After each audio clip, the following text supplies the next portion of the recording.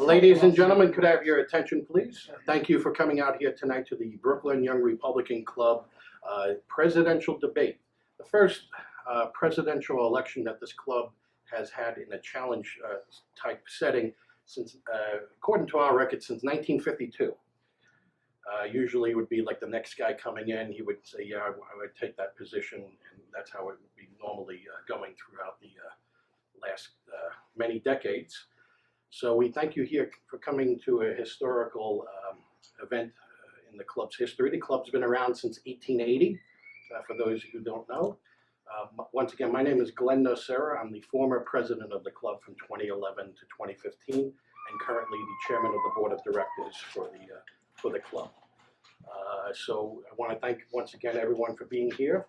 And without further, I just want to thank a couple people in the audience. Larry Schneier, and that's our election chair and former secretary of the club. And also, just want to thank anyone else in the audience? Well, I just want to thank everyone. So without further delay, I want to introduce our debate moderator, Jonathan J. Judge, who is also a former president of this club from 2009 to 2011.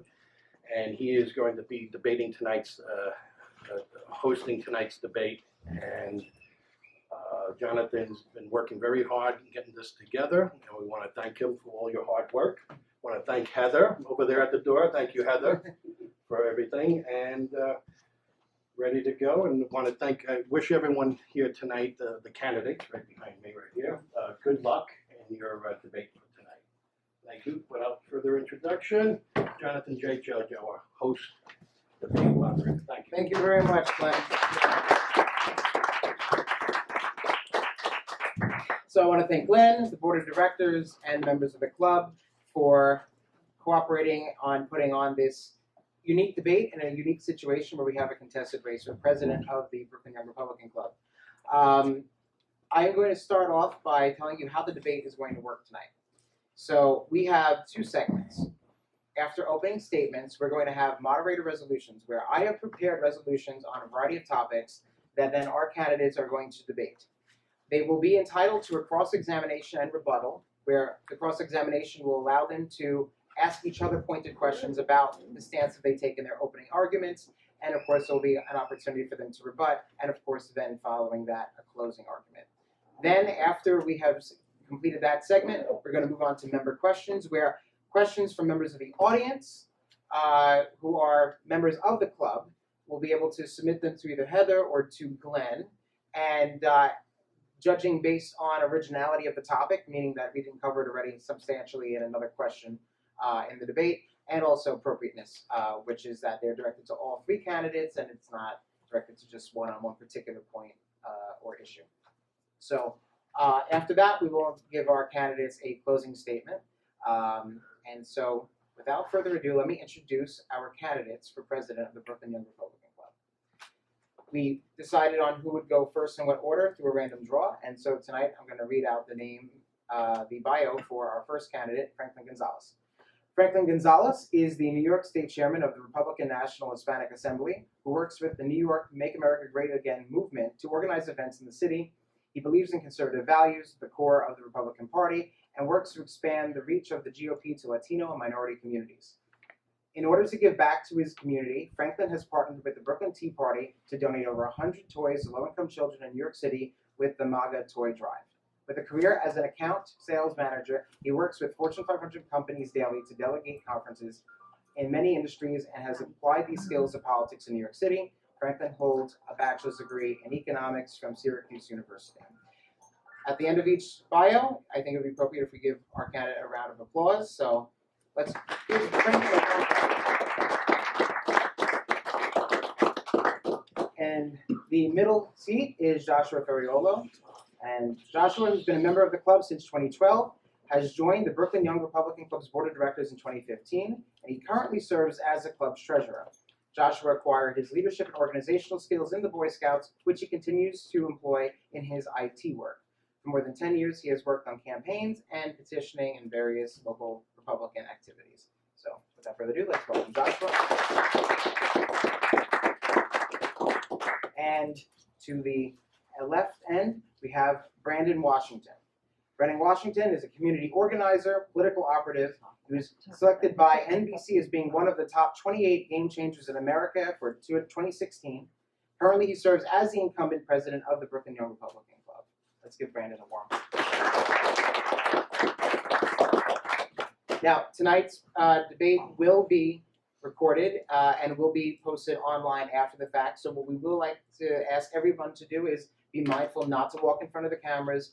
Please, if you haven't already, put your cell phones on silent or vibrate, especially if there's any kind of crazy loud music. We wouldn't want that in the middle of someone's answer or rebuttal. So if you wouldn't mind just taking a moment to do that now, would be greatly appreciated. We will encourage people to enjoy the refreshments at the end of the debate, just in case any of you were wondering.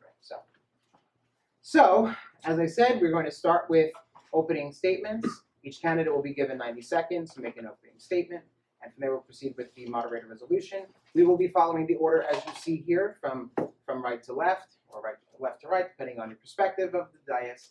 And so first we're going to start with Franklin Gonzalez. So whenever you're ready, Joel, who is our timekeeper, we will proceed when he says he's ready now.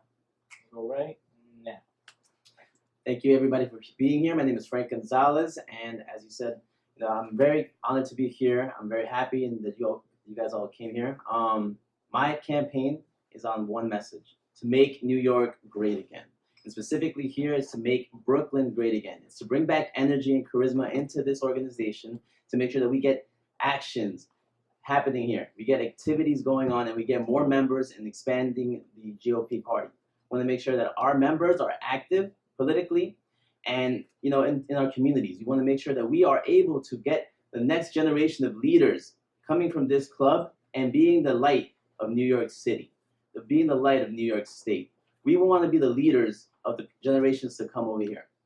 My message is very clear, and the reason why I joined this campaign and to run for president is one simple thing: to question the status quo, to question the current administration, to question what exactly is going on here. Where are these accomplishments that we hear from the BYRC? Why it has been so inactive in recent years under the current administration?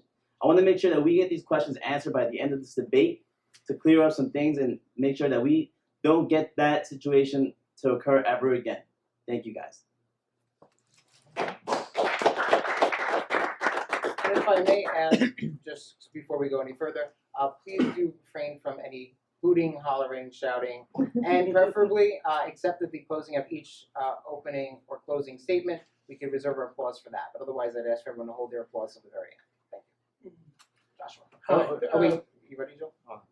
1, 2, go. I want to also echo Franklin's statement about thank you for all coming and being a part of this and your interest. My message for and the reason why I'm running is that I think that Brooklyn has been divided as of late. I think that people have been doing their own thing and not working together. And so my stance is no assembly district left behind. I think we should be reaching out to the district leaders and making sure that we have events in every part of Brooklyn, coordinating as best we can, organizational skills, and just reaching out to the colleges and high schools.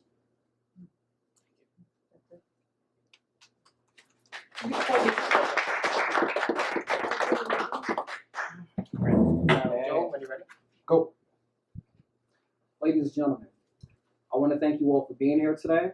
I want to thank our chairman of the board, Gwen Sarah, Jonathan Judge, for organizing this event, our candidates for being here as well, and for all of you for participating. My message in this campaign is to continue what we've started 3 years ago. Over the past 3 years, we have diversified our ranks. We have brought in younger members, millennial members, from every single background and every single walk of life. We have worked together to improve New York City. We have partnered with churches and nonprofit organizations to really spread the message of conservatism. That was only made possible because of our collective effort. And I'm also happy to be here tonight because I want to have the opportunity to defend my record as well. So without further ado, I look forward to this debate and let the games begin. Thank you. That's the spirit. So, but I'm going to start you. We're going to give you a warm-up question first. form of resolution, I should say. So, how this is going to work, there's going to be 60 seconds for an opening argument, 60 seconds for a cross-examination and rebuttal, and 60 seconds for a closing argument on the resolution. I'm going to read out the resolution, and each resolution is going to be answered by each of the candidates as either being in support of or opposed to, and then they're going to give their reasoning why. We're all solid on that? Okay, great. Are you ready on the 60 seconds? So, because Franklin went first with the opening statements, we're going to actually start with Joshua. So let me read to you the resolution. The resolutions were provided in advance to the candidates, in case anyone was curious about that, because we wanted a prepared, informed debate, not a gotcha debate. So, we'll leave that to the candidates to do that once. So, Resolution 1.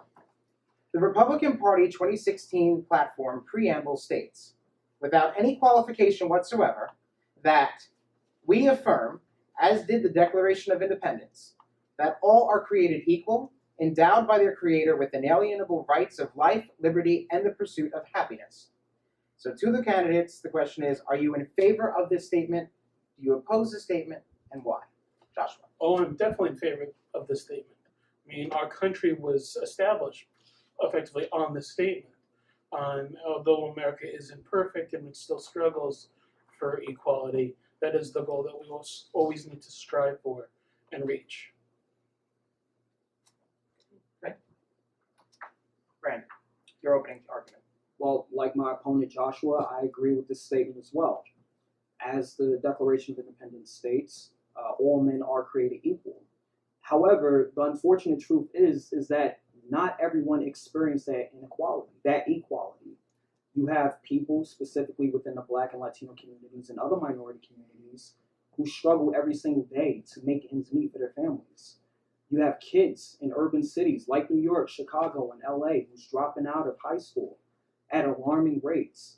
The very fact that our nation was founded on the principle that all men were created equal is 100% accurate, and I'm not rebutting that at all. But I do believe that those values have to transcend to our everyday life. That's what I believe. I believe that we need to do more in order to make sure that those values continue in the years ahead. Not just for a particular group of people, but for every man, woman, and child that is currently living in this country. And I believe that Republicans have a responsibility to lead the way. Okay. Now we are going to have Franklin open his argument. Yes, absolutely. I agree with this. Our founding fathers are geniuses to come into this country and to create something amazing. This statement right here explains how much we've transcended through time with this great progress that we've made. So many things can be said about America that can't be said about other countries. We live in one of the greatest countries in the world that gives us opportunity to make something out of our lives. We have equality in this country. There are some problems, yes, but we are working to fix it, and we're working every day harder and harder, and I hope that with the BYRC, we'll be able to make these actions applicable to this community, to Brooklynites, to people out here that want to make America great again. I want to make Brooklyn great again. We want to make sure that this is the message that we resonate throughout the whole mainstream. We want to make sure that people get together. We unify everybody under this statement. That's my statement. Now we'll go into rebuttal and cross-examination. I'm going to turn it to Joshua. I have a question for Franklin on this. I know that you used the phrase "make America great again" many times. Greatness is a great thing, but it's not necessarily always defined the same way by all people. So when you say it's a great rallying speech, but what's great for me might not be great for you, and vice versa. So define greatness in this situation. So he'll get 60 seconds. Absolutely, it's very simple. I mean, make America great again. I mean, make America richer again. Make America more powerful again, like our president has been doing right now. Getting things to actually happen, getting the job done. Things haven't been done in this organization. In the past 3 years, what have we accomplished? Where are the accomplishments? Where's the proof? Where's the audience? We can see it. This is the reality of this organization. And we want to make sure that we get new leadership into this organization to make Brooklyn great again, to get more people involved. And I welcome everybody here to join the movement. I'm doing events regardless regardless of being part of an organization or not. I've been doing this before that, before I even got involved into the election. And I will continue to do so after. Brandon. Absolutely. So the notion that this club has been inactive, I believe, is completely inaccurate. I think, well, it's not so much about what I think. It also has to do with the fact that the active members have been participating in every single event. Now, I guess my question to Franklin is, Or are they? let me ask you a question then. How long have you been a part of this organization?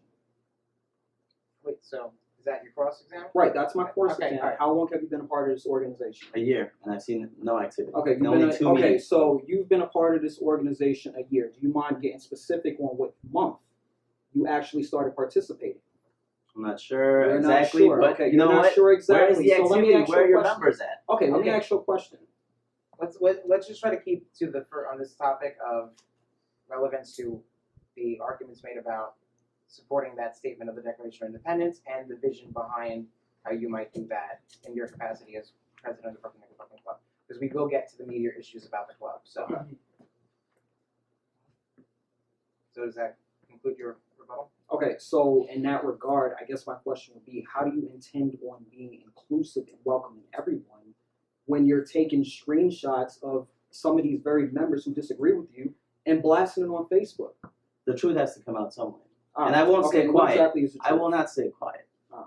There's inactivity in the club. And you claim that you've done things, but you haven't shown your accomplishments. That's why I'm running for president, just to see the proof, just to question the status quo, to question what's really going on here.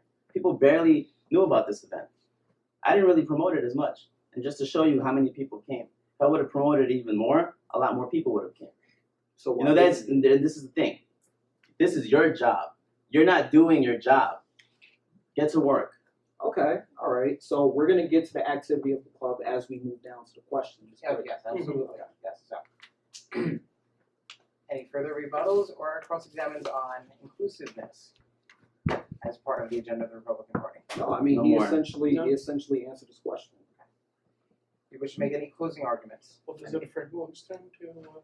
Well, I'm asking if you have Oh. interest in making a closing argument. No, I'm good. I'm fine. Brandon? Good. Great. We'll move on to our next question. And you know what? Because it segues so nicely into the conversation we started, we're going to resolution number 3. The state of the Brooklyn Young Republican Club is strong. Agree, disagree, and why? We're going to start with Brandon on this round. Okay. Well, I absolutely agree. And I'm going to explain to everyone why. Since I became president back in 2015, we have hosted up to 23 different meetings. We have nominated and endorsed up to 7 different candidates in 1 year alone, which was in 2017.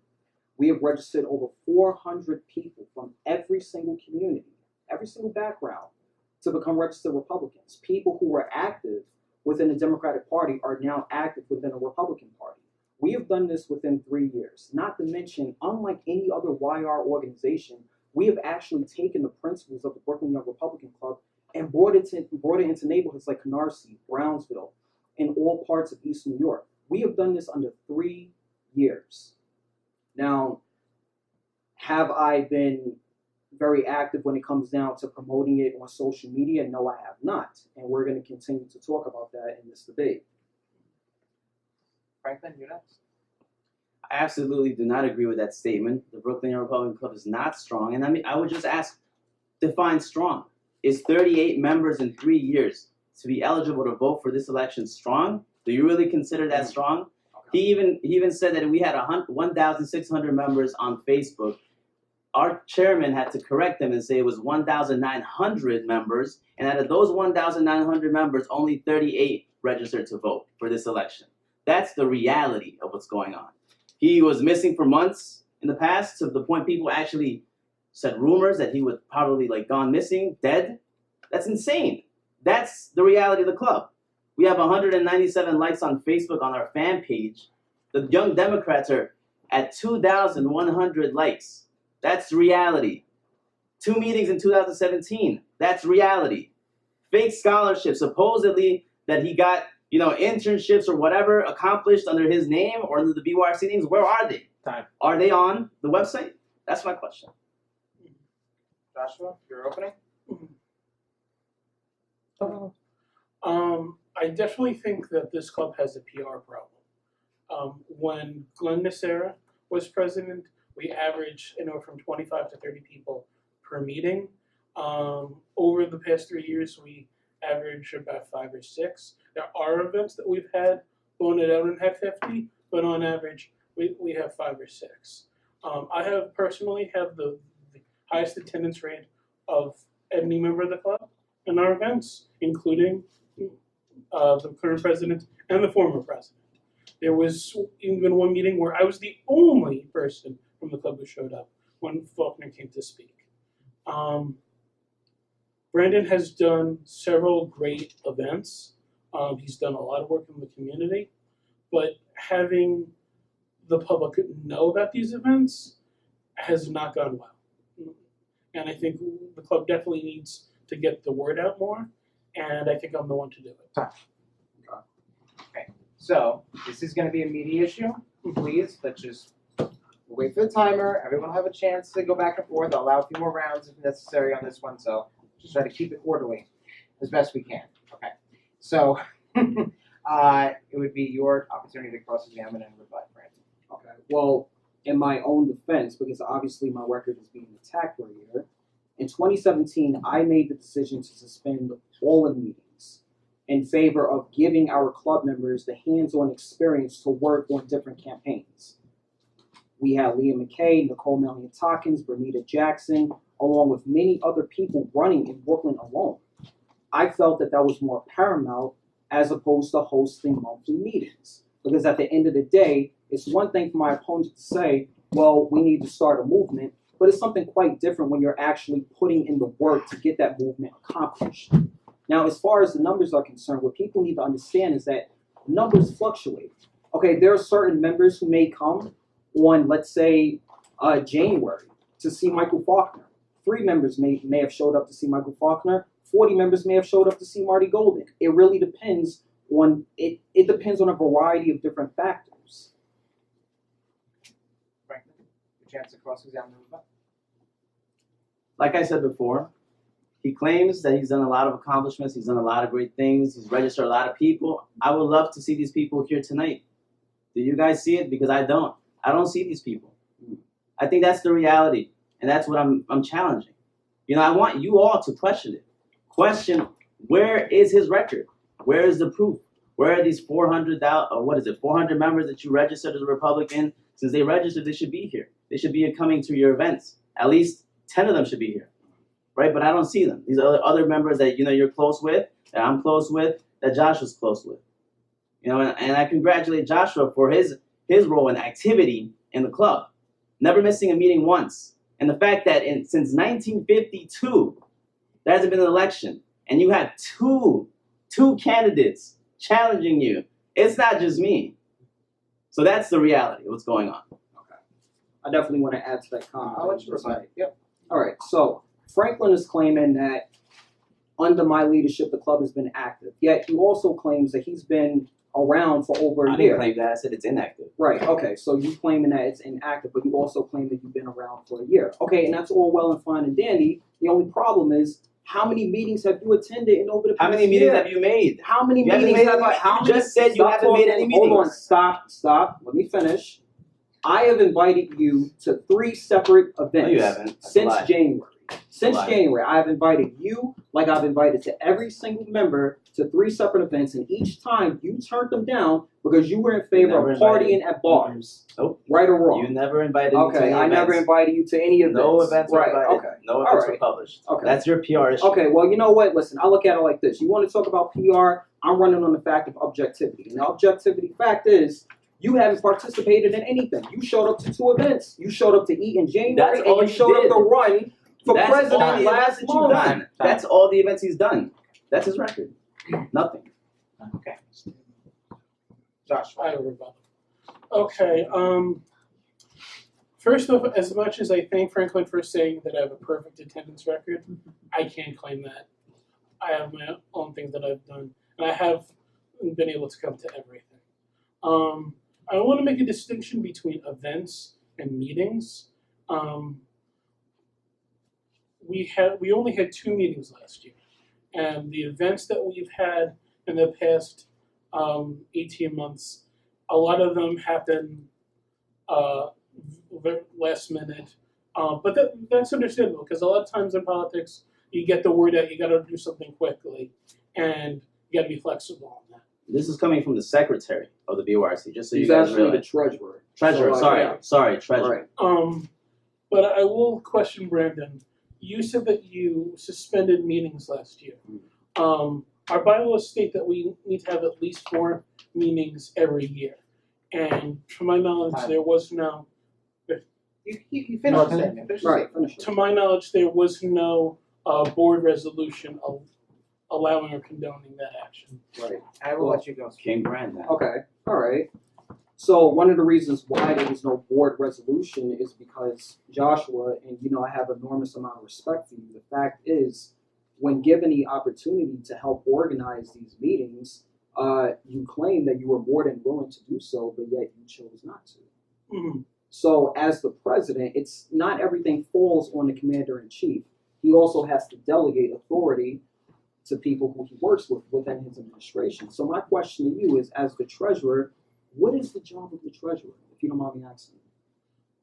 I'll allow you to respond to that. All right. The job of the treasurer is to manage the money of the club, to be accountable to that. Okay. And we only spend money when the board approves it. And we haven't had many board meetings in the past 3 years. And to my knowledge, the only time we've ever approved money to spend anything on the board was for this event.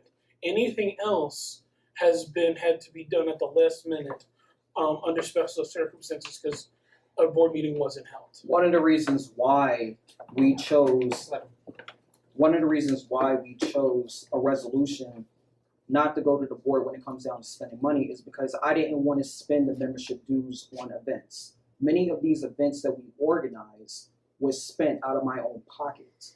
And I have immense respect for that.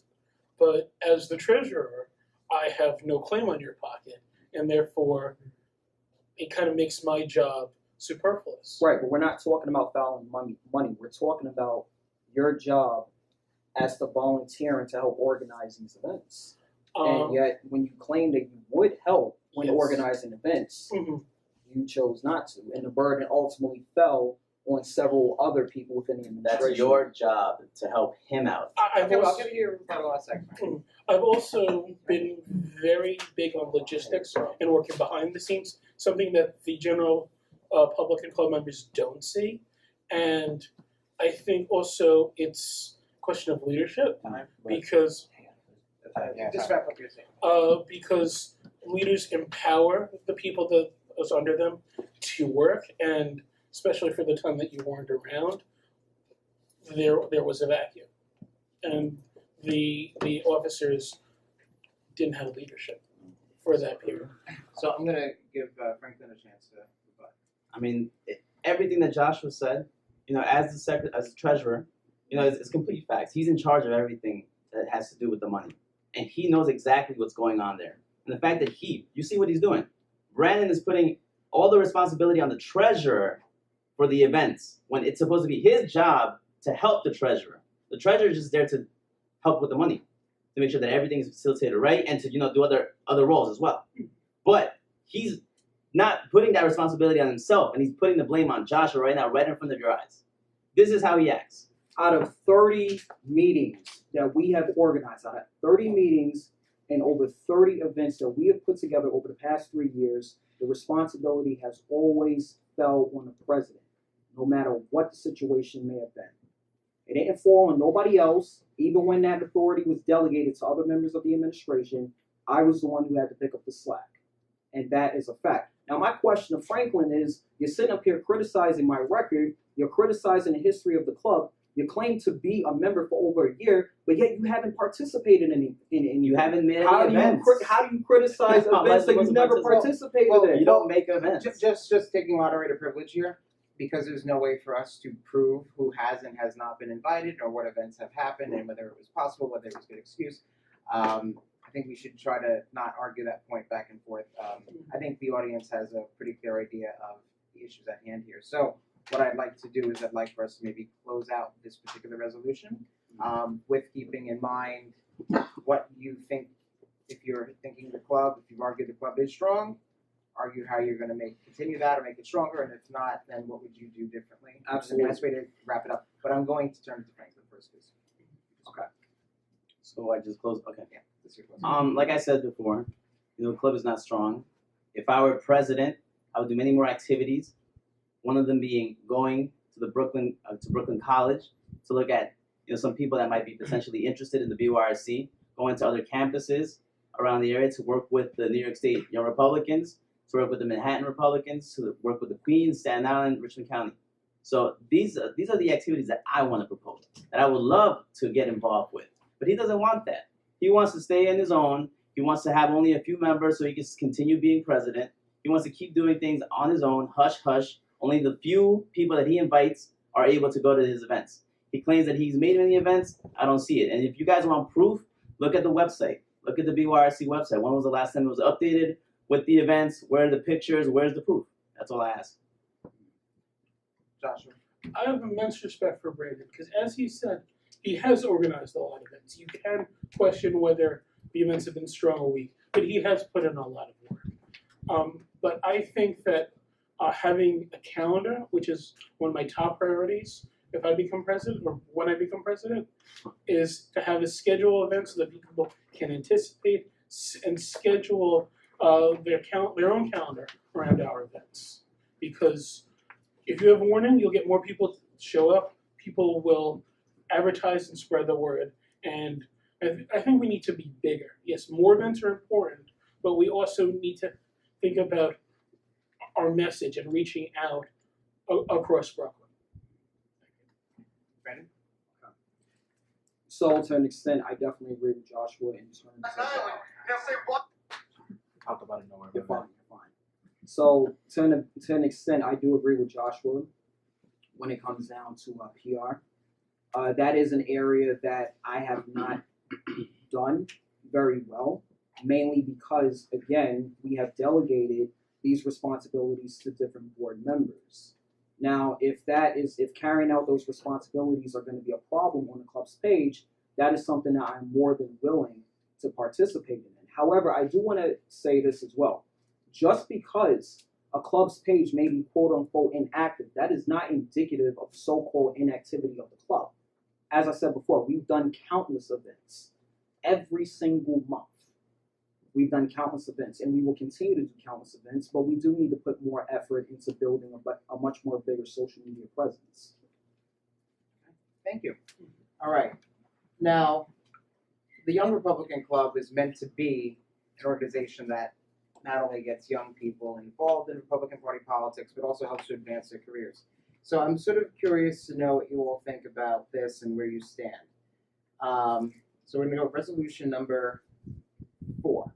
Brooklynites will be better served by government if represented by more young Republicans in elected and appointed office. Do you agree, disagree, and why? And we're now going to start with Franklin first. Absolutely. So I do think that under good leadership, young Republicans would be serving our government better if they were in office. But I mean, age is just a number. People, look at the president. He's 69 years old, now 71, I think 70. And he's been able to accomplish a lot of things, despite his age. Young Republicans, under the right leadership, obviously not the way that this leadership has been right now. That type of leadership is not allowed. Shouldn't be allowed. Should not be, accepted by the members of this club. Under good leadership, we will be able to accomplish a lot of things. I ask everyone here to join me, to help me, to teach me, to guide me into being a better leader, to making sure that we unite all of our Brooklynites, all of our conservatives, all of our Republican friends and allies, even some on the Libertarian side, even on the Democrat side. We need Democrats to win here, don't we? We need to make sure we reach out to everybody and convert them. That's my statement. Joshua, do you agree or disagree, and why? I do agree. I believe that this country has a problem with millennials. Government and business doesn't understand us, and we have definitely struggled with having a voice and acceptance. On the left, Bernie Sanders reaches out to that community. The Republican side of things, we don't have a Bernie Sanders. We don't have somebody talking to the everyday millennial. We need that. We need to create awareness for what millennials and young Republicans want, need, and aspire to be. I definitely agree with that statement 100%. I agree that millennials and young Republicans would be better suited if they served public office. I believe that this country and the state and the city would be better off if we have more Republicans in office. At the same time, I also want to state as well, winning public office, that's just the first step in this long process of really promoting conservatism. We need to captivate the culture. That's what we need. We need more conservatives in media, in Hollywood, in the film industry, on television, in the music industry as well. We need conservatives that are going to branch out in every single area of society. Okay, because that's really what's going to bring young people in. We are the next generation. Okay, and we can't leave the future in the hands of, and I say this respectfully, the older generation, because to be quite frank with you, the baby boomers, they're dying out. We're the future. And we need to access every area of society. Without us, So we disrespectful. Yes. Wait, only the candidates can debate. You got the debate. If we're being candid, no disrespect. So I'll turn it first to getting there. Franklin for any rebuttal or cross-examination. I can turn it to Joshua. Since Joshua. Yes, as young Republicans, our viewpoint matters and we are the future. But we don't deny wisdom. We don't, the current leadership is the current leadership for a reason. And we want to work with Republicans and conservatives in any age group. I don't want to turn away an idea because I'm not the same age as the person who has a good idea. Those people are there because they've earned respect and they deserve it. I absolutely agree. If you don't mind me interjecting, No, no, Jonathan, I absolutely agree 100%. And I'm not implying that we turn away the wisdom of our elders. What I am saying, though, is if you look at the current county politics, if you look at the state of the club 3 years ago, about 2/3 of our members were at least 65 and older. And the fact is, had it been kept at that rate, our club would have died out. And we need, let me finish. We need to invest more into cultivating and training and developing a new generation that is going to carry on the torch well into the 21st century. That is what we need to focus on right now. Because that's the eyes of the world. They're looking at us, the millennials. They're looking to see what we're going to do in the future. That's my current statement. If I'm gonna actually answer yeah. Franklin. Yes, unlike the disrespectful words he just said, I do welcome everyone's wisdom to make sure that we are able to be successful in the current in the next leadership that will be happening soon. We want to make sure that the wisdom of all is allowed into the club, and we are allowed to be guided and open to all ideas. There's so much that we can learn from the older generation, from the younger generation, and from everyone else, from all sides. I open my arms to everyone out there and invite you to join the BYRC to help guide us, to teach us what you know. And there's so much that I don't know. I'm not here saying that I know everything. I don't know everything. But that's why I need your help to make sure that you teach me to be a better leader, to teach me to do the right things, to teach me to behave in the right way, to make sure that we delegate and orchestrate events and be more successful, more than the last 3 years that we just had, because it hasn't been. That's my statement. Right. Okay, so I want to Go ahead, definitely Franklin, interject. and then I'm I'll sorry, come to you. let me- Yeah. Okay, so you're talking about you have reverence and respect for elders, especially within the club. Where was that respect at when you screenshot 3 of our senior members and called them rhinos and blacklisted them on social media? And you can't deny it because everyone in this room saw it. What are you Where talking was your, about? where was your, oh, you Who- don't who know what I'm exactly? talking about. You know, I don't have to Exactly. sit here and tell Who? you who I'm talking Who are about. you You talking know about? exactly who I'm talking about. I don't know actually. Right, you don't know. What's- Okay, what's so their we're name? gonna sit here and play stupid. What's their name? I am not We should going to mention their divulge. names for the record so that it's out in the open. We are not going to divulge our members' name. But what I will say is that Franklin, he's talking all of this smack and talk about how we need to respect our Weren't you elders the one that was cursing in reality, he took snapshots of 3 of our senior members who disagreed with him, by the way, and blacklisted them as rhinos.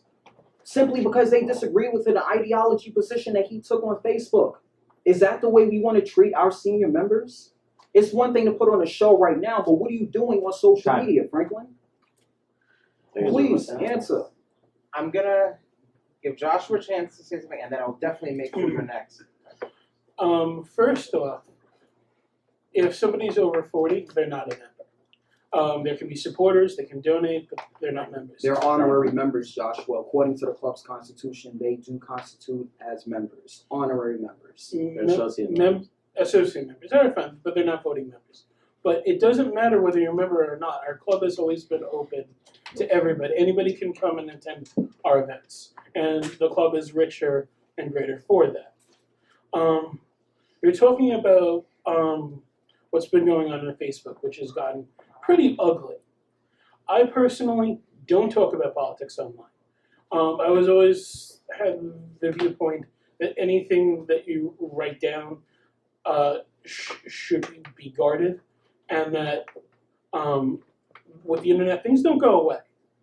And I think we should present the club in the best light, and airing ugly things online just diminishes the whole club. I agree. Listen, I'm a fighter. I fight back. If someone says something about me, I will look them right in their eye and fight back. I'm not going to stay quiet. You can disrespect me. I will fight back. That's what happened. People were saying things about me. People were saying things that weren't true, and I called them out on it. They were sending me gross messages, cursing at me. The current president was cursing at me, calling me the N-word. And what kind of president and leadership do we have? That shouldn't be allowed. And he's doing this on social media. And he wants to continue to be the president? That's not the president that I would want for my club. And I wouldn't want that. And he does that. And he attacks people, he shuns people, he doesn't invite people. He wants to continue making a mockery of his elected office, his seat in the club. And I won't tolerate it. I will fight back. And I'm not going to stay quiet like anyone here. I will talk. And I will expose. Time. I'm gonna give you like 30 seconds, Brandon, just because you made an accusation which you didn't previously address. Okay. Then I'd like to go to closings. Oh wait, wait, got the custom 30 seconds. Right. I'm ready. I'm a millennial, you know what I'm saying? Right. So as my opponent alluded to, we did get into a heated debate, and I did say some things that, quite frankly, I should not have said. There's nothing I could do about it now. I will leave that up to the voters to decide whether or not they still want me as their president. However, what I will say is that at the end of the day, no matter who disagrees with you or not, yes, it's one thing to fight for your positions, but there's a way of going about it. There's an honorary way of going about it, and that's pretty much my position right there. Since I only have 30 seconds, but yeah. Okay. Why don't we close? Since again the resolution had to do with would we be better represented by young Republicans in elected office? You spent a lot of time talking about young Republicans in club office and how they behave. What are your closing arguments for whether you think young Republicans would do a better job in government if elected? So we'll start with Joshua. Yes, I think one of our mission statement, point 7, says that we encourage our members to join county committee and form leadership in various states of government. So that's just, we've already agreed by our club mission statement that that's what we want to do. So if you oppose that, I think then you're disagreeing with the club's mission statement. Right. I agree 100% that we need to encourage members to run for office. Since I have been president, I have devoted countless hours to training and developing people within our club to not just serve as members, but to become grassroots activists. because that's what society is looking at. That's what they're looking for. Candidates, elected officials, and activists that has potent solutions to their problems. And that's what we need. So yes, I am in favor of that statement 100%, Jonathan. Franklin? I also am in favor of the statement. Like I said, good leadership will have to resonate though. We need good young Republicans, people that will actually take a more powerful and stronger voice when it comes to these politics in New York, especially in the Brooklyn area. We have a very, very tough battle ahead against the Democrats. In order to make sure that we win, we need people that are vocal, people that actually have energy, people that are actually going to do things and commit to their plans and to their agenda. That's my statement. Thank you.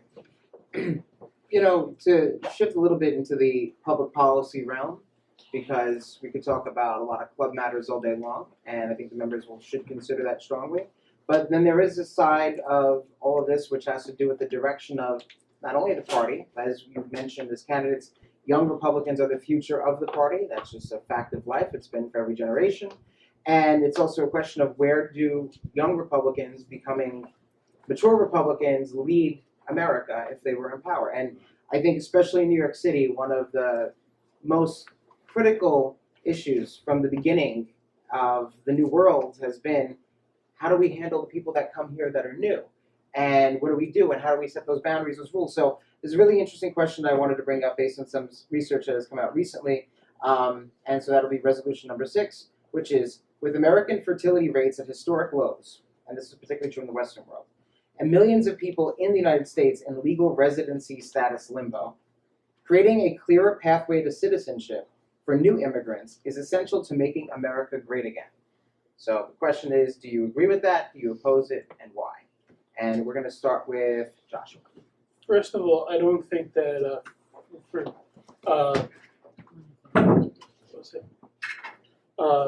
birth rates have anything to do with making America great. It's diversity. It's us coming together as New Yorkers. We are the melting pot. We work together. Having a clear path to citizenship is important, especially for children who came here with no choice in the matter. They should not be thrown out. We need to support them. We need to empower them and get them their citizenship. Right? I personally do not support the notion that we should allow up to 12.1 million illegal immigrants who have circumvented the system to gain citizenship. I do agree with Joshua regarding the DACA children who were brought here illegally. I don't believe that we should penalize them for the crimes of their parents. At the same time, I don't believe that it's feasible to deport all 12 million illegal immigrants as well. What we have to do as a party, if this was to come up to the table in Congress, we have to be ready to accommodate these people while at the same time helping them to assimilate to the American way of life. I think that it's very important. I think that they represent a huge voting bloc. And I think that it can also be beneficial for our party as well if we can accommodate these people. Franklin. America was built on immigration. Our founding fathers were immigrants. We came here to create a greater country, to escape persecution from Great Britain and from the Europeans. I fully support, a new pathway to make sure that merit-based immigrants come in. People that are actually going to come in and do the jobs that other people won't do, that are skilled workers, that make sure that they assimilate into the American culture to make America great again. And this will happen, and this can happen. The president himself has supported it. The president himself has made sure that we get immigration reform. I think at the core value of this, immigration reform is a must, because we need new people to come in here and make sure that they pay taxes, to make sure that our economy grows stronger than ever before. We got to make sure that they assimilate and that they're welcome into this country, that they make sure that they are able to become Americans fully. And I support it, yes. Rebuttal. Okay, so one thing I definitely want to clarify is that there is a fundamental difference between immigrants that come here through the system legally and immigrants who have crossed the border illegally. And the question was, would we support a pathway to citizenship for illegal immigrants? Now, To new again, I immigrants. personally believe that if these immigrants, all 12 million of them, were to gain citizenship, because I do believe it's inevitable, I believe that as Republicans, we have to take the lead when it comes down to bringing these people into the Republican Party. It's very, very important for our future. The demographics of the country are changing. That's a fact. And we have to be prepared for the 21st century. I don't think it's inevitable. I think we have, as Republicans and good citizens, we have to work and fight to make sure that it does happen. And we protect the people who are here and work towards getting anybody who hasn't committed a violent crime or hasn't done anything else against this country. We have to work towards making them citizens, because if we don't, it won't happen. They'll just get deported, and that won't help anybody. Yes, I agree. I think that we have to have immigration reform, and we have to be taking the lead. We have to take the lead in this case, because if we don't, this is exactly why the Democrats are beating us, because they go out there and they make sure that new immigrants that come in that want to become Americans, that they're at the front door, ready to make sure that they become Democrats. If we were at the front door and we showed them, and coming from experience from a Latino background, especially in the Latino community, there's a very strong conservative presence. 69% of Latinos even identify as Roman Catholic.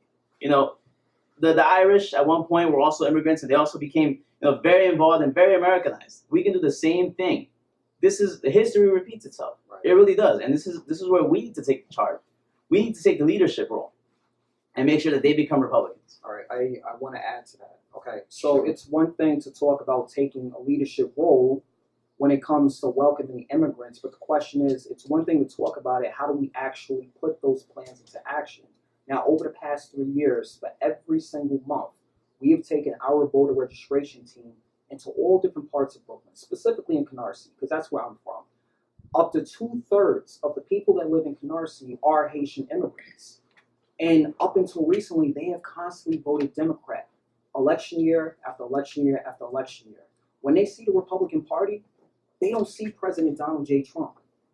They see Brandon Washington. They see Shahid Ahmed. They see Avery and John Cuzio and all of these other people that have helped register them to vote. And I believe that voter registration is very important. I believe that as Republicans, we have to not only accommodate them, but we have to really share the values of the Republicans and of the United States. We have to share our values with them. Rebuttal? Yeah, I was just. Voter registration is very important, but you can't register somebody who isn't a citizen. And so, as much as I agree with Brendan's statement, I don't think that addresses the topic. And may I just interject then? What would you do then? If voter registration's a little too late in the game, what would you suggest beforehand? One of the jobs that I've had in my career is that I was a census worker. And census workers count people, and it doesn't matter if you're a citizen or not, they're just trying to collect information.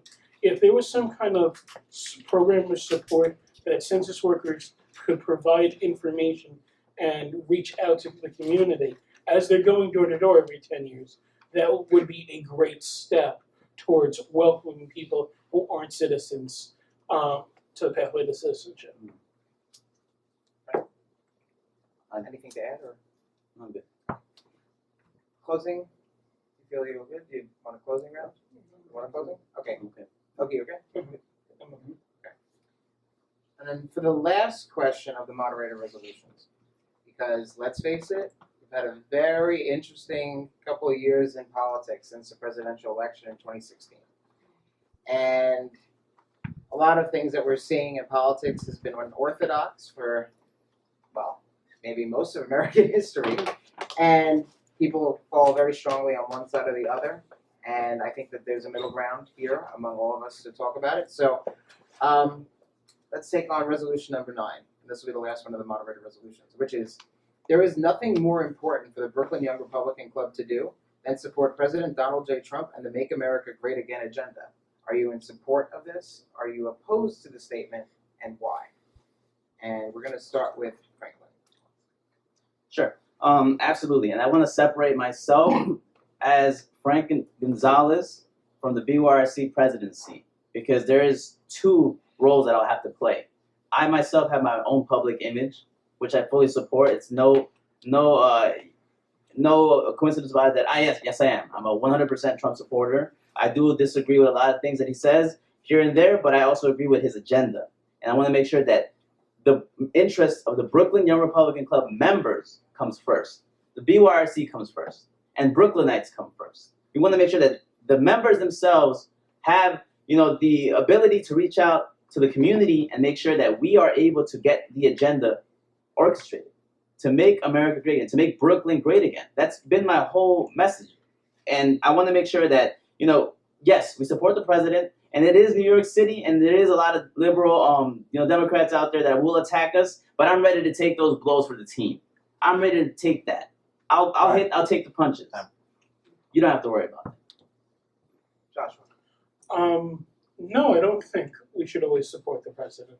I think that we support the party and the views of our morality. We're not followers, we're leaders. We speak with our own voice. And as our club's mission statement says, we look to expose corruption. We call out leaders if we disagree with them. And so we need to definitely support the president when he's right and call him out when he's wrong. And that's what being a good American is all about. Brandon. Well, what I would say is, first and foremost, the priority of our members come first. Now, over the primaries, we have had over 15 Republican candidates run. And to my understanding, the majority of the members, many of whom did not support President Trump, but now that he's president, I believe it's imperative that we support him now. But it should not be at the expense of us capitulating our duty to hold our commander-in-chief accountable when he's wrong, when he says and does certain things that we may not agree with. I believe it's also important for us to be free thinkers. Okay, the Republican Party, it's much bigger than just President Donald Trump. It's going to be here long after he leaves. It was here long before he was even elected, long before he was a registered Republican. That's a history that a lot of people forget. And I believe that our party's values and our nation's principles come first above any president, above anyone else. We have to put our party values first. Rebuttal, cross-examination. Who wants to go first? I'll go first. All right, there you go, Frank. He says he supports the president, but he questions him all the time, critiques him all the time, even when he actually accomplishes great feats. He's not a Trump supporter. He's not for the president. He doesn't support the agenda to make America great again. He doesn't do any of that. In fact, I would even say, I would even question his republicanism. Right? Because it's very scary to see that someone has attained the presidency and is completely supporting democratic ideals. This is a party for Republicans, for young Republicans, and I don't see that in your leadership. Honestly, I don't. And it's truly frightening to see that someone has attained that type of power, and that's what I seek to change. Someone who's actually going to be a voice, a leader that actually has energy to make sure that people get involved and come to our events regardless. I mean, I have an event this Friday. Do you have an event coming up? I don't know. Nobody knows. So, I want to make sure that people know about our club. People know about our organization. Okay, so let's be candid. My opponent basically called me a rhino. Maybe not directly, but that's what I've been accused of over the past couple of months. He's accused me of being a rhino. Let's really look at the logic behind that. Let's be real, not to bring identity politics into this, but I am a black millennial Republican living in Brooklyn. What do I possibly have to gain by being a closet Democrat? Don't you think that it would be far more expedient for me to actually come out and say that I'm a liberal or a Democrat? I don't agree with every position that the president takes. As I said before, I'm a free thinker. I'm not a sycophant. Okay, when it comes down to trade, no, I think that slapping 28 of our European allies with stiff tariffs is a bad idea. It's not in America's interest. When it came down to the president's meeting with Kim and North Korea and Singapore, I think that was an unprecedented feat that he did, and I even publicly praised him. You're not going to agree with everyone on every single position. And I'm gonna give Franklin a chance to say something on this because I want to ask this question since you stated rhinoism, you said practically a Democrat, but the problem is you didn't really articulate what you would define as adhering to, in good faith, Republican principles. What are those Republican principles to adhere to in good faith, in your opinion? And then we could continue the conversation on what you all think on that end of it. So I'm going to pass it to you first, Franklin. I mean, like I said, in good faith, I feel that he supports democratic people, as we've seen in the club group on Facebook. He supported people that are very, very liberal. He continues to kick Republican Trump supporters out of the club, censoring them from merely supporting me. Just because they supported me, he kicks them out of the club. You're not supposed to do that as a president. You're not supposed to kick people out just because they support the other candidate. Yes and no. You're not supposed to do that. I haven't been the admin of the club's page That's in over 3 weeks. And why? And What why are you not? talking And why about? not? Because of what you did. Wait, no, That's exactly no, right. I'm going to take moderator privilege here. We know why. Because in the board meeting that we had on May 19th, one of the very important issues was we were going to have a contested race. We did not want the candidates who were in positions of authority that could have censored everyone to even have the stink of conflict of interest. So Brandon had agreed, without having to be forced to, agreed to remove himself as an admin just so that the debate could ensue fairly. I just have to bring that point up. I agree, and I appreciate it. Hold on a second, Joshua. Hold on. I was also a moderator of the Facebook page, and I gave it up too because so that we could have a fair and open discussion. Right, So and just what I to also clarify want to that add part. to that, I'm sorry, Joshua, not to cut you off, but what I also want to add to what you stated before, yes, I did agree, but I was actually the one who brought it up and suggested it to Glenn, because I was accused of censorship in the past, which was completely inaccurate.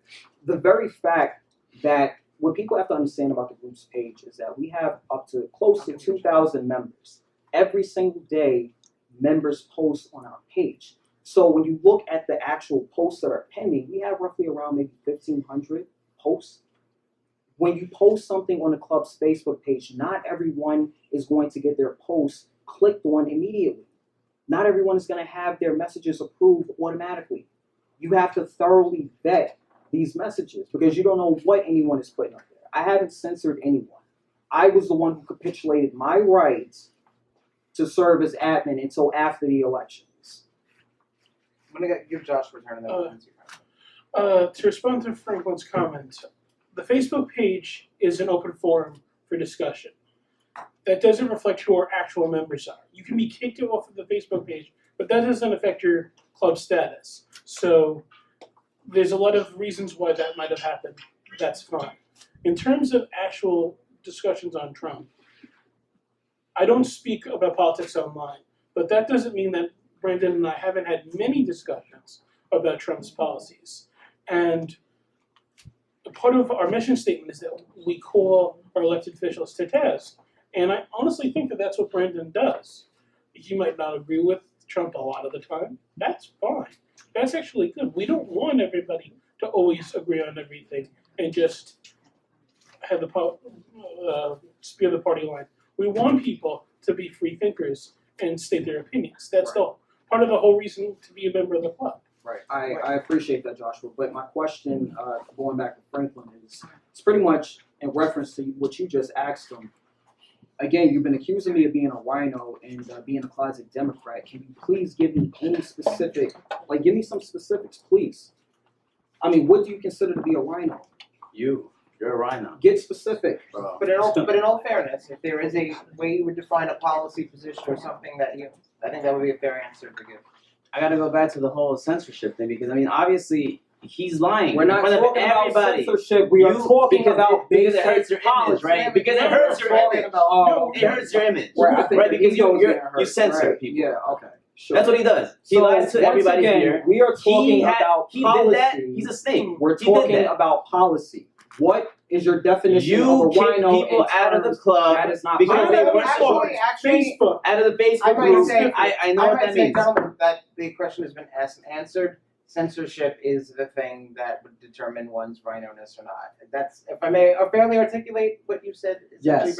the censorship is And a we point of literally contention. just, not to Mm-mm. interject, So Jonathan, ask- we literally just I'm supposed to clarified answer the this. fact that I can't censor anyone because I am not an admin. Well, either way, the question has been asked and I answered. haven't answered it yet. You have something different to add than Because Okay. the reason why he did that is to be a politician. He did it to look good in front of everybody else. Right. To make- Okay, Politicians so have been whoa, banned. whoa, let me finish. Stop, Let me stop, finish. stop. Let me finish. Let me finish. He did that just so he wouldn't look bad in front of people, but it's too late. Everybody knows you don't like anyone that doesn't agree with you. That's why only a few people go to your events. That's why only a few people get invited to your events. That's why people that don't agree with you get kicked out of the group on Facebook. I'm talking about the Facebook group. That shouldn't be allowed. He doesn't want open discussion. Okay. He just wants people to get kicked out and support him and Right. to rally his call. Right. So I That's wanna not leadership. appeal- That's I bad wanna leadership. appeal to everyone's logic and reason when we talk about censorship. Okay. So up until I capitulated my rights to be admin of the Facebook group, After you were accused of censorship by me, a voice, this literally just came out today. So what are you talking about, Franklin? Well, That's I should finish actually your not- statement. It's okay. We Right, everyone okay. had the answers already, so go ahead and finish your statement. Right, so now that we're actually talking about censorship, Franklin is basically, he's saying that I don't want anyone posting anything that's in reference to me, looking bad, or assassinating my image, or whatever the case may be. Okay, and that's fine. Very valid argument. The only problem is that's incorrect. If you actually notice, up to 90% of your posts were approved by me before I capitulated my right to serve as admin. See, here's the thing. I actually enjoy it when Franklin posts on Facebook because guess what? It makes him look like a jackass, not me. And not to be rude or anything like that, but hey, listen, at the end of the day, we're speaking candidly. Let's speak candidly. At the end of the day, it makes him look like a clown. Some time. So, Franklin, just for the point of clarification, how many of your posts roughly do you believe you wanted to publish that were not published by the club? I mean, I stopped posting after that. Okay, I stopped you posting can't because count. I don't want to do it. Right. That's why nobody wants to You become involved in literally the club post like because they every see single that. day, Franklin. Okay, I'm going to turn the rebuttal now to Josh. Alright, so Franklin, you actually called Brandon out on that, and I responded to that saying that there are more administrators of the page than just him. Glenn and myself were one of them, and if you had specific allegations, bring them up to us, and we. I didn't actually. I actually had to ask Glenn, and Glenn was the only one. Our previous president, a great president, by the way, greater than this president. Mhm. He actually approved the post, regardless of whatever it was. Well, Right. but if you're saying Thank you, Glenn. and I'm not talking about approved posts. I'm talking about deletions and censorship in that regard. So, to my knowledge, nothing was actually deleted that wasn't brought to my attention. If it was to Glenn, he didn't share that with me. Right, and also, I'm Well, not we done. have to- He's not done yet. That's fine. I think that this is a learning moment for our Facebook page, and that we really need to set up some ground rules of decorum on for our page, so that stuff like this doesn't happen again. okay. I'm gonna suggest that we go on to our closing argument round on this point. You have any membership? Fair No, enough. closing argument, not closing statement, closing argument round on this one about the club's main priority being the support of Donald J. Trump as president and the Make America Great Again agenda. You'll have 60 seconds. I will give it to you, Brandon, to start with on your closing argument for this topic. All right. My friends, as I've alluded to before, I support the president. I want the commander-in-chief to succeed, not just for the sake of his legacy, but also for our future, our country as a whole. I think it's very important for the pilot of the plane to succeed at the end of the day. Otherwise, we're all likely to go down. That's a fact. The president's policies affect each and every one of us. So yes, I am rooting for him. However, what I do want to make clear is just because you root for someone doesn't mean that you're going to agree with every single position. Let me ask you a question real quick before my time is up. How many of you support your dads? Like, how many of you love your dads? By a show of hands. I never met my Okay, all right, that's fine. That's fine. All of you love your dads, right? How many of you support every single decision that he's ever made? None, right? And that's what the Republican Party is all about. We have a big tent. We have libertarians, people from the Tea Party, moderate Republicans from every walk of life. Okay, we need to accommodate these people and have a variety of conversations.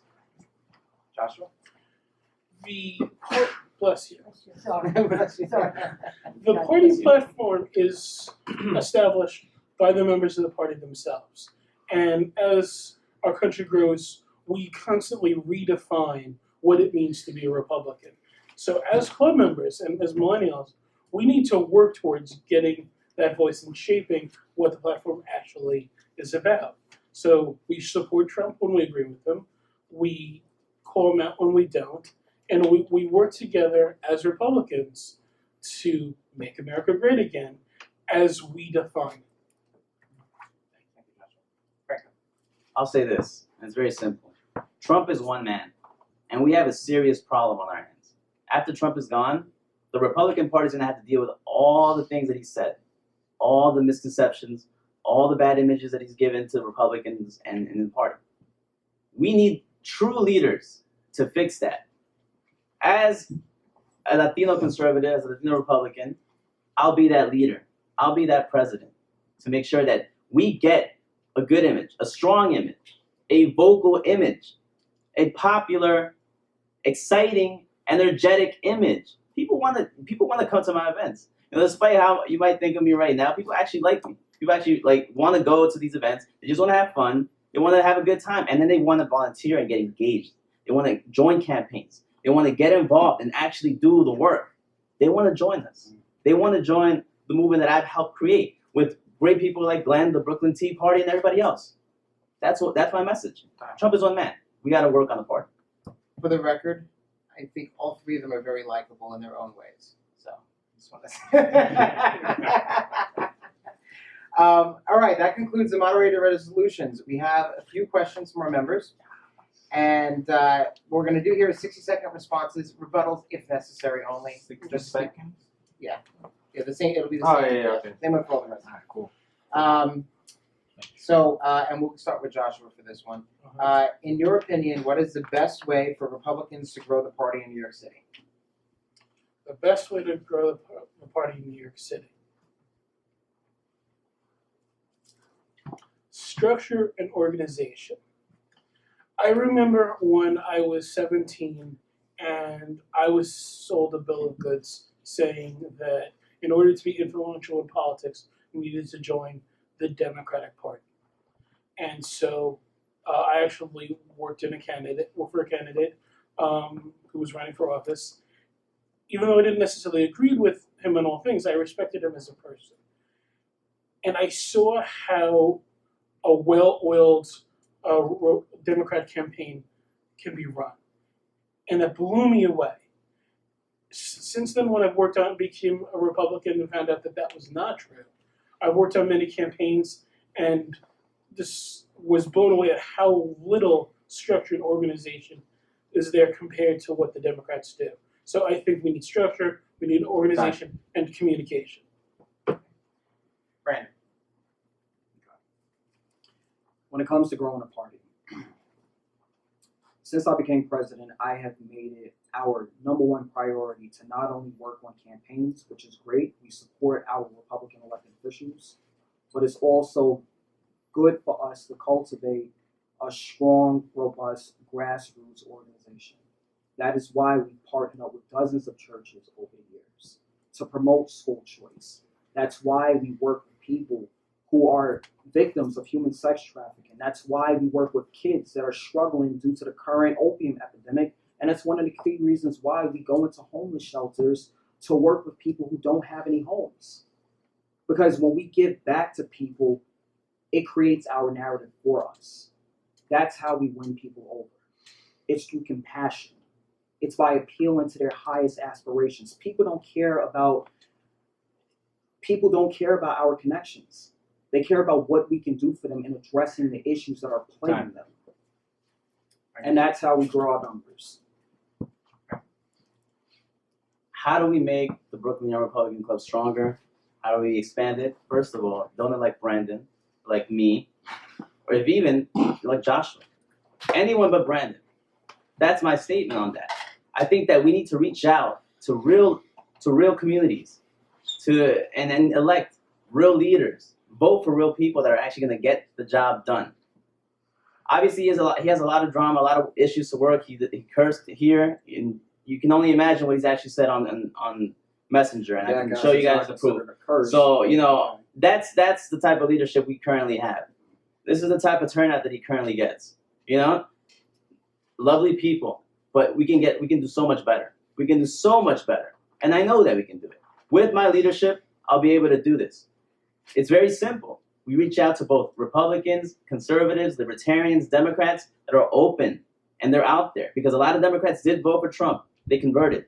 Trump was able to get a lot of states that were blue, red. I'll do the same thing with Brooklyn. Rebuttals. Anyone wish to rebut? Add any more to that? All right, so I definitely want to add, because membership has obviously been at the forefront of this debate. Let me be very explicit when I say that people come to different events. We may have 40 members that show up to one event. We may have 20 members that show up to another event. What we have to take into consideration is that most of our members are young college kids. Okay, they're full-time students. They have full-time jobs. They have family obligations. I don't expect or demand that every single member show up to every single event. But when it's time to actually go out there on the streets and organize people, as Republicans should, they get the job done. Because at the end of the day, this isn't about me, this isn't about Frank, and this isn't about Joshua. This is about the Republican Party, and this is about how we make it stronger. I would rather work with 40 active members than 200 complacent non-active members. And that's just me. That's my philosophy. And that is a philosophy that I will stand with. He wants less members, and he doesn't really care about getting memberships. That's the problem right there. Why can't we have both? We can get more members, and they can be more active. It's not that difficult. People don't like him. People don't want to work with him.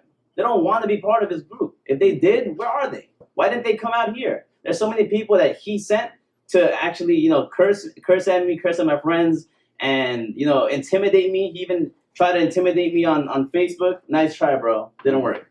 We're right here. So this is the problem that we have. This is bad leadership. This is bad diplomacy, and he's not doing a good job. All right, so I'm going to add to this. This is my thing. Obviously, there's been a lot of accusations here. My key thing is, if you're going to make an accusation, show your proof. Where's your proof at? Where's the text message? The screenshots are all Where's over the the internet. screenshots? I've had people from Where is Nicole's it? campaign, like a lot Okay, of people. so what? say- And To I've be had other fair, Republicans. we're not allowed to use electronic And devices. Right, this is, and and the I've election, just to be clear, the election's not happening till the 24th of June, so there's plenty of time for fact checking all of this Right. online. And As you I see also fit. want to add, my opponent is talking about how he's going to bring in new members and how he wants to work with other YRs. I already have Yet triple membership. four YR chapters have already pledged to kick him out of the group and not even associate themselves with him. So how do you plan on galvanizing these organizations if they don't even want you in their ranks, Franklin? I mean, let's be real. Let's forget about the accusations and the drama, and let's be objective and real. Please, explain. Explain who's really the most likable candidate. I personally really You're don't making care. up lies, bro. I'm I don't making know up lies. Where the hell Okay. you heard that from? Right, But okay. that's you. All right. So, That's your problem. so I'll give Joshua one chance to rebut, then we will move on to the next Okay. one. Most likable candidate, you get to choose, not us. Exactly. In terms of members and recruitment, I think that having speakers and organizing campaigns is great, but I think we need to do more as a club. I don't think that every time we get the members together, we should be asking them to do stuff. I think that we should also have events where we're supporting our members and giving back. Brendan has done one or two events that way. I think we need to do more. I think that the club members need to be more familiar with one another. I should be able to name all 38 members off the top of my head. I can't do that. I'm not they haven't, because of attendance, I don't know which one of our peoples are members and which aren't. So consistency and fellowship, I think, is very important to make our club grow. Okay. I definitely want to. I'm not going to allow any more rebuttals on this. Okay. alright. A lot of this has been said and asked and answered already. So we go to the next question. How are you going to use social media to help build the BYRC organization? I'm going to start with Joshua. All right, so I don't discuss politics online, but that doesn't mean that I'm not active online. I definitely posting events, organizing a calendar. One of our new board members, Batia, who is the president of the Teen Club, Teen Republican Club, I've been in talks with her about, assuming I'm president, about her organizing the social media and debates in the long term. So again, delegating responsibility, getting all of our members involved to help out, so it's not all on one person. What happened, Joshua? Earlier you said when you become president. Now you're like, if I become president. Honestly, I have 103 fever right now, so Oh, I'm amazed I'm doing as well as I did. I hope it's not that high, but As of this morning, it was, yes. well, we're almost done, so then maybe you have time to take care of that. How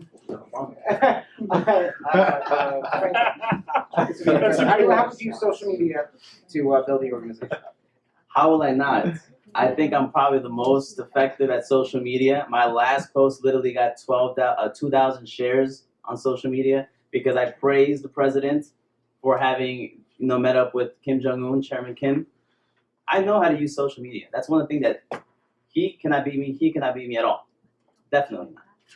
Nobody can beat me in social media, at least in the Republican in New York City, because I have the strongest presence in New York in social media. That's a fact. A lot of people are trying to, they're too scared, they don't want to say nothing. He doesn't want to put out statements. He's never active. I'm the most active one on social media. I will get this club national attention and local attention. I'll get this club to heights that you'll never even imagine. And this soon will be filled up. Brandon, how would you use social? Wait, he's got to answer. Oh, no, he called me out on something, so I No, would respond. no. Brandon goes first, and then if you want rebuttals, we'll have that. So Brandon. Okay, so just for the record, we've actually been recognized by the RNC, the Heritage Foundation, Turning Point USA, and the National Latino Caucus that is run by Brittany Lopez in Florida. So, and not to mention BCF, the Black Conservative Federation, based in Washington, D.C. National recognition is not an issue because we already have that. What is an issue, and one of the key reasons why I chose to keep the club's page relatively inactive is because we work with vulnerable people. People that we are trying to recruit, but we're also trying to help these people at the same time. And I've listed some of them. And due to the nature of their situation, sometimes we're not allowed to post videos, Snapchats, and photos of us engaging with these people because they're dealing with serious issues. I would rather take a hit for my lack of social media presence than to sit back and just say, you know what, let me praise myself and my own work. At the end of the day, it's about the people who we work with. Those are the people who I champion. Joshua, you want to rebuttal? Yes, I want to rebut. Franklin mentioned that I was scared to discuss stuff on social media. I'm not scared. I just think it's prudent and wise to be careful of what you say online. Also, due to my job, what I see online could affect my employment, and so I'm very conscientious of presenting myself in the best light. But that doesn't mean that social media is an individual job. So yes, Franklin, you might be the best one in all New York City in social media as an individual. But if you get sick, you can't do it anymore. The whole club as a whole needs to work on it. And so supporting the club and the members so that we can all be empowered to be on social media, I think, is the most important thing. The club isn't about one member, the president. The club is about a whole. The whole is stronger than the sum of its parts. I can agree with that. Does anyone need a rebuttal? Because I want to do the last question. No. Yes, I'll rebut. I mean, it sounds like you're Let's do scared. like a 30-second rebuttal on this one. Okay. Let's just try to, It sounds like you're scared, like I said.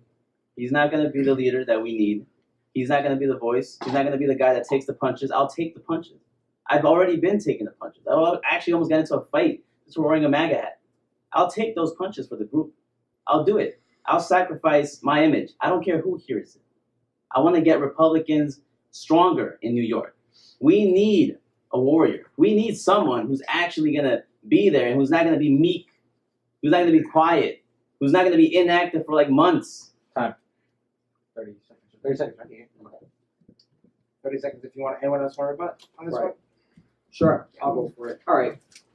So as I said before, I take great pride in the work of the club. I believe that we need to empower our members. I disagree with what Joshua stated before about not getting members to participate or delegating certain things. One of the reasons why we delegate different positions to different people is to teach them how to become grassroots activists. That is something I take pride in. That is a work that has been very effective. So, yes, that's basically it. We're good. Okay, great. Last question.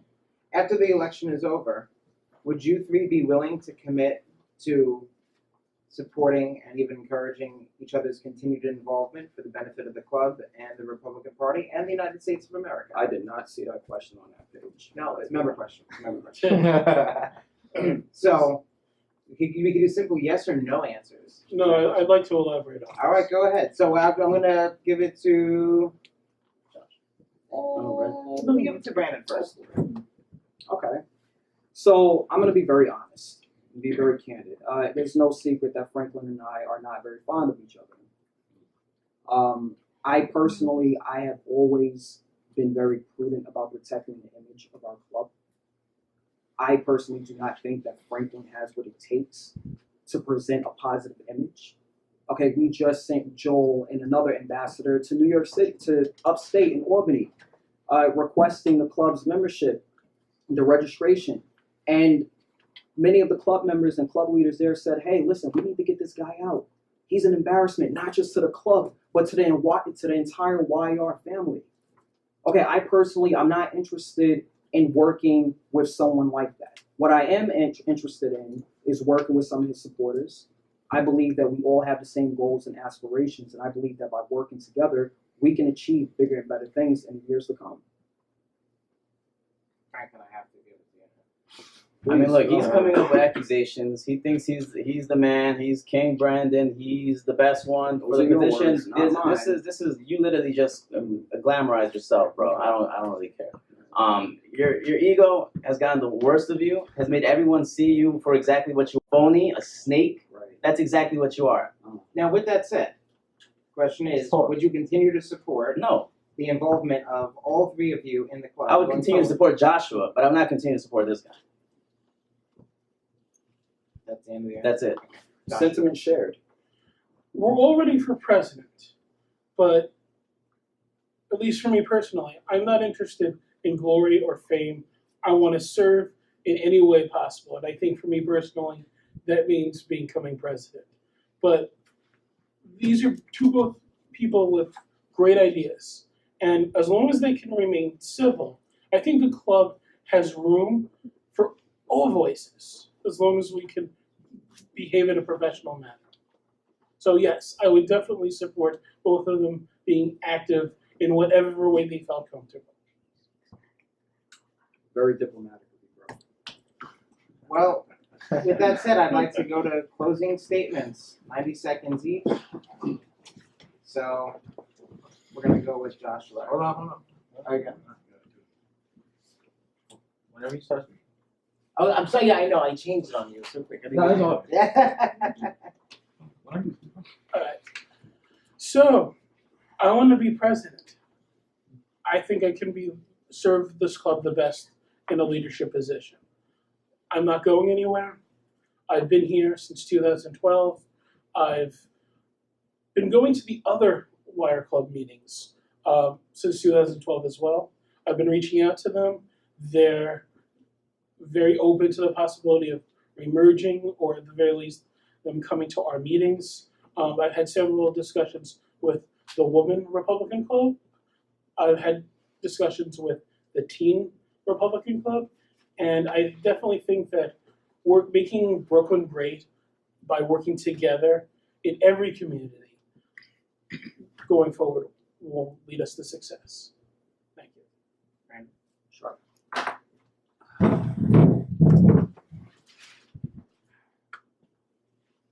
I am not You're an not on impeccable camera. president. Camera. It's fine. I am not an impeccable president. I have made plenty of mistakes. I don't claim to be perfect. I don't claim to have all of the answers and solutions. If there's anything that you feel that I can do better, what our our administration could accomplish more and do better, I'm open to it. Now, contrary to how my opponent would like to paint me, none of this is true and there's no credence to it at all. But at the end of the day, on election day, it's going to be up to every single one of you guys to decide in which direction do you want to take this club and which direction do you want to take the Republican Party. At the end of the day, I am here to serve you. It's that simple. I have not been perfect when it comes down to our social media presence for reasons that I've already given, and I don't apologize for those reasons at all. But I will continue to fight for you. I will continue to fight for everyone living in this borough. And together we will work hard to bring more people into the organization, but not only that, but to touch the lives of millions of people. And it's not going to happen overnight. It's going to happen in moderation, little by little by little. Thank you. All right, guys. So, I'm running for the presidency of the Brooklyn Young Republican Club. It's very simple. We want to make Brooklyn great again. I've said that many times. I want to make sure that people reach out to us, that we reach out to people. We include other members into the club, that we don't have people with bad leadership skills who attack others, who threaten others, who curse at others, who don't actually have any achievements to really show for it, and lie in front of everybody here. You've seen his true colors now. You see what we're dealing with right now, because he's not willing to work with other people. He says he is, but he's really not. I will work with other people. I've already been working with other people, and I will continue to work with other people regardless of the election. I'm doing it. I'm out there. You know, it's not something that I'm just in here because of the spotlight or whatever. I don't care.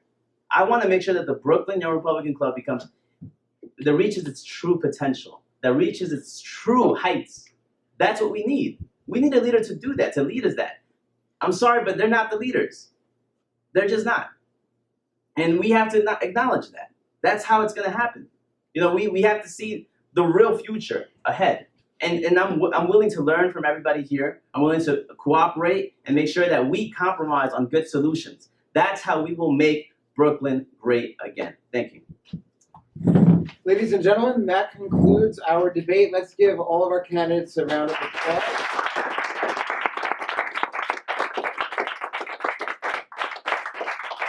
A little housekeeping notice. The elections for the club will be held on Sunday, June 24th, approximately 4:30 p.m. Location to be determined still, I believe. But look out for your emails as for your members that when the election will be sent out, that the notice of where the location will be, so that you'll be able to go and participate in the vote. We have food. We do also have to be out of here at 9:30. But I want to thank a few people. I want to thank Glenn. I want to thank Joshua, who helped connect us with the Knights of Columbus. I want to thank the Knights of Columbus for allowing us to host our debate here tonight. I want to thank Heather for being a gracious check-in and everything else person for the event tonight. Made sure everything else happened tonight. And I want to thank all of you for showing up. So enjoy, discuss, debate, and hopefully we can all come together to a wonderful conclusion at the end of all of this. So thank you, and have a good night.